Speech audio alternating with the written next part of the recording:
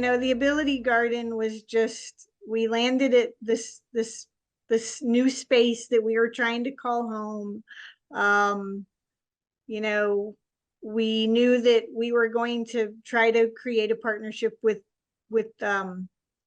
Shepherd, and so our main population was spinal cord and brain injury, and all the spinal cord people are in wheelchairs. And I've had a couple instances in my training where someone came to tour a garden and they were in a wheelchair and they could not navigate the space, and it was humiliating is all I can say. And I swore that day that I will never let this happen again, that whatever garden I'm in, someone shows up in a wheelchair, they're going to be able to get through this garden. And so, we just had to start with what are the basic elements of any garden. This one had to be wheelchair accessible. We want to raise beds. That's how people in wheelchairs are going to be able to garden. We definitely wanted the inspiration and the beauty of a garden. That's what motivates us and people that come to visit. We needed some tool storage, irrigation, of course, and just access. It's all about access for people with disabilities, getting on a bus, getting out of a car. Where are they going to park? How far do they have to wheel to get to the garden? Where are the bathrooms? Critical. Bathrooms are critical. And how do we get started? Wendy, I'd love you to talk about that aspect. We're just two people that had dreams. So I think Rachel and I are amazing collaborators on this aspect, because Rachel is so incredibly knowledgeable of plant materials, and I have the knowledge of wheelchair accessibility and height and pathways, and how much, what is that layout going to be? Because if you're in a power chair, your turning radius is huge. And every power chair is a different size, because every chair is a different size. It depends on how big you are as a person. Your chair is equally the size of that. So if you have a very tall person in a power chair, their turning radius is a huge wide space in that garden. And so, the initial phase of the design aspect is form follows function, right? We need to be able to get power chairs and manual chairs through and around this space. So moving from space to space, the spacing of things makes sense. It's enticing to come in there, that the beds are the right height, that the ground material, that a wheelchair can get through that. So that is incredibly important, because you can't push through mulch. You cannot push through pea gravel. And I've had so many past patients that have reached out to me and said, after I left Shepherd after my injury, my community garden built some raised beds for me, and I really appreciate it, but they put mulch down, and I can't get through mulch. You cannot push those small casters of a manual chair through those types of materials. So all the gardens that we've built and designed and installed, we use a material which is crushed slate, or we have lots of pictures of that. So our supplier calls it trail mix. It's a loose, crushed, powdery material that they drop off in these humongous landscape bags, and it is shoveled in and then tempered down. So it can be hand tempered depending on the size of the garden, or we've rented from Home Depot a machine to to temper that on down. It does require an edging. It does require being 2 to 3 inches deep. Your bed can be the edging on one side, but if you don't have, if it's not bordered with something, you know, some metal edging will work really well, but just making sure that you're considering the grades and the tripping hazards so that you don't have anything that a wheelchair could tip off or anybody that's ambulating could trip over. So I think they are like the basic considerations of the space. I'm all about aesthetics of space. And so when we were given this little plot here that was taken over with wisteria vine and ivy, we had to do a lot of we pulled everything by hand. We leveled the site by hand. But the space Callenwald is on the National Register of Historic Spaces. This is Callenwald. So when you look at Callenwald, you're like, oh geez, you know, it has to be spectacular. It has to be grand. It has to be elegant. So when we started looking at what is this garden going to look like, you know, we wanted something classic and English, and, you know, we wanted it to look really great because this is what we had to, you know, this is where it is. And it also had an amazing greenhouse, huge glass with the wheelchair ramp already there, a very beautiful long wheelchair ramp that we definitely get our steps in every day. So the space is really grand, and we were very excited to be there. And so, you know, we had to put pen to paper, you know. We had Wendy had a colleague, Pete, who we asked him to serve on our design team as a wheelchair user, because, you know, we're plants and layout and beauty, but, you know, we can't really experience gardening from a wheelchair. I've sat in a wheelchair. I have my daughter's wheelchair. But, you know, someone who lives it every day, really, we needed that perspective. And so the garden that we came up with is just a classic 4 square. And we love this design because it flows. It's very circular. There's no dead ends. And so the garden has kind of the central 4 square working area with the raised beds. It has a sensory garden. It has sun, it has shade. We added seating component. It has tool storage. And it just looks really great from the front. You know, people pull up and like, what is this? And so this is what we started with, this sketch. And these are the beds that we, you know, this was what our advisory team said, this is what they need to be. So that's kind of the dimension of the beds. And that's what we started with, you know. And options are good. So we did one a little lower than the other. But we're pretty happy, you know, 3 years later. We're very happy with the way it works. And we did this garden in 2 phases. So you're seeing the very front of the garden. We started with 2 beds. We started small.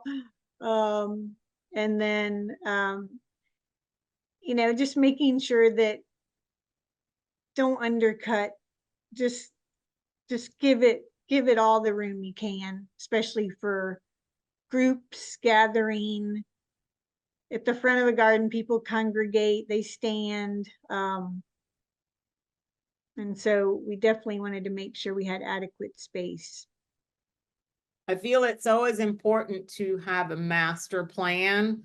Like, even if you don't have the funding to implement everything at one time, have an overall master plan that you are working towards. Don't head in a direction and then go, oh, wow, well, we shoulda, woulda, coulda this.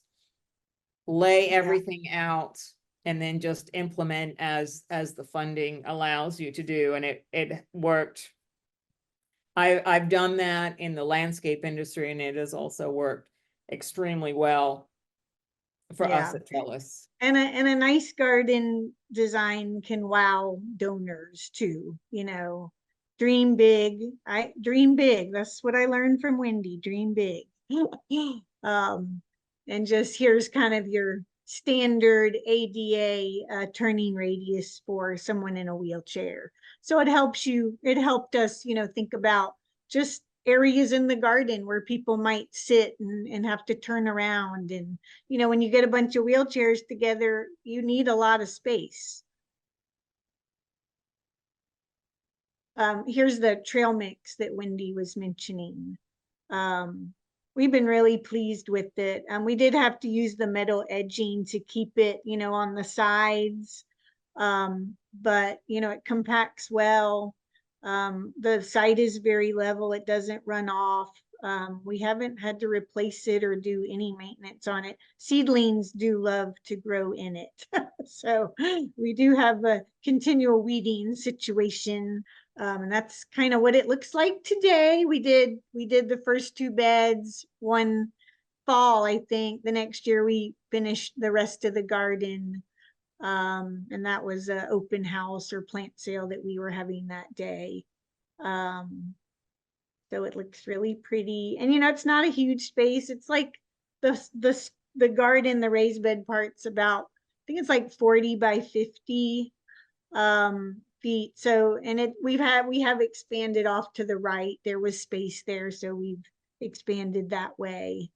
And this is a sensory garden. We did this beautiful, we call it a restoration circle, just seating, shade, tranquil, just sit and chill area. There's a little bit more of our sensory garden. There's our tool shed in the back. We designed this, my husband and I designed that tool shed. It's very narrow. It's about, I think it's like 16 or 17 inches deep. And it was designed for someone to be able to wheel up and reach in and grab tools. And we do serve other populations. We have adults with MS, stroke survivors, and, you know, they use walkers and canes, and the raised beds just seem to work really well. Just even pull up a chair, a folding chair. And one day it was really fun. Most of the people were sitting in chairs, and it was almost like a communal dining table. It had all this lettuce, and I was like, it's like family dining right here.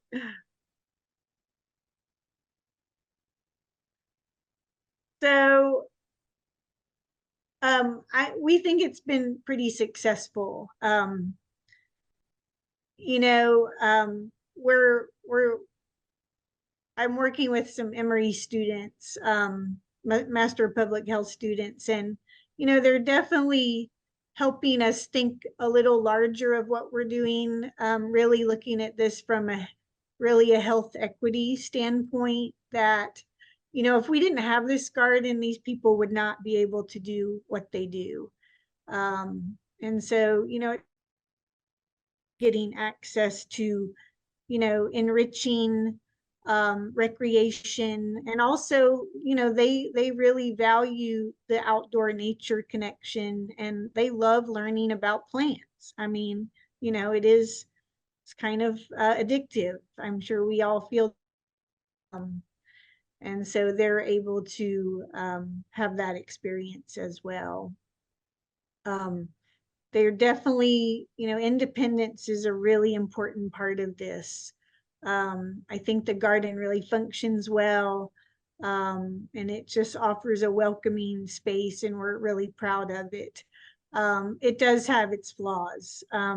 We have not figured out watering. Callenwald refused to run a spigot to the garden, so we're still pulling hoses from what seems like half a mile away. So the watering is very tough at this garden.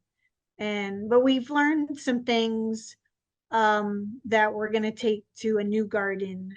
Trellis is embarking on a new location this year.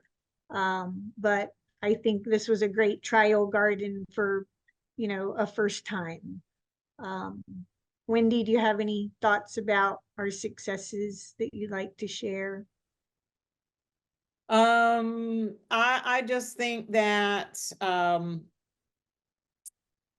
for our population, it is a massive undertaking to just get out of the house. And maybe Rachel, you can share our most recent video. Most of our participants take MARTA mobility. Yeah. So the fact that they come, they look forward to us, to the programs, they put all the effort in that it takes to come to us, really shows us how meaningful this program is. Yeah, I definitely look forward to it. Because, the rest of us, we get up in the morning and we get in our car and we go to wherever we want to go, and we're like, oh, blah, blah, blah, the traffic was bad, it's whatever. Think about the basics with a disability of showering and getting ready and getting in a wheelchair and waiting for MARTA mobility that has, they may show up way too early or way too late, or they Not may at not show all. up at all. To me, the fact that they have to book it. I mean, like, I joined a gym recently and they're like, oh, you have to book the class the day before. I was like, oh my God, that's like so much work. Imagine everywhere that you go in the community, you have to make a reservation and you have to hope that they show up on time. I think that speaks volumes to the need and benefits of the program, that they're willing to do that. They're willing to be picked up too early and picked up and returned back to their home way too late, because they know that hour and a half is going to be fun. Yeah. Meaningful. They're going to learn something. They're going to hang out with their peers. They're going to have a great time. So, and they're going to connect to nature and be be outside as often as we can be outside. And I think that that's very powerful, and I'm very proud that Rachel and I are a part of that. I think the old adage, build it and will they come? The answer is yes. That if you find them, you have the space, people will come.